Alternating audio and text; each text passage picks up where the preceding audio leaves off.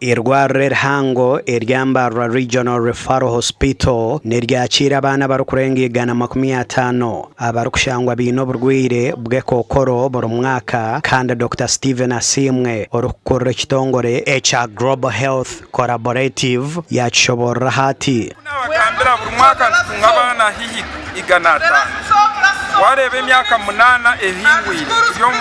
bana 12 abarabiri mu program kandi umuryango more than half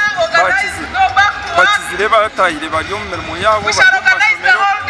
buri video so there is hope wabana batunga care bukirikari batungwerwaho bukirikari nibatambirwa Asimwe nagira ngo nk'irwariro bacine kizibu cy'abashaho bekokoro ahabwo kuba bace hamwe n'emibazi iyo kuragurira abana abashaho abakuragurira kansa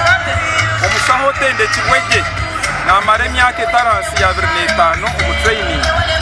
wakurenga specialist wa kansa so na government tuyambe etwongere specialist wa kansa Mayaza nowe mbabazi omwaha abana abazirwe n'ekokoro yatushoborera okuyabira rwire kandi no kwatwire naragurwa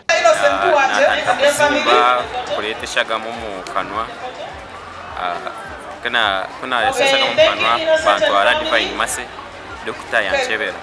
yajaona suspecting cancer ya suspecting cancer banita pediatric oncology bakashimiza basika vifaru niza ni satine mali batanakunda programu zaramiza zilistreka atini kurandike atamugo gatakatambi okwiruka ko mwakogo kwabakoryo ko murundo rwa 8 kandi babasa kurundana miliyoni 5 aho miliyoni 800 zarukwetagwa bari mwaka okurebera abana abino burwirobo ahirwa rere ry'Ambarara Gasha kwa Adolf Ayoreka.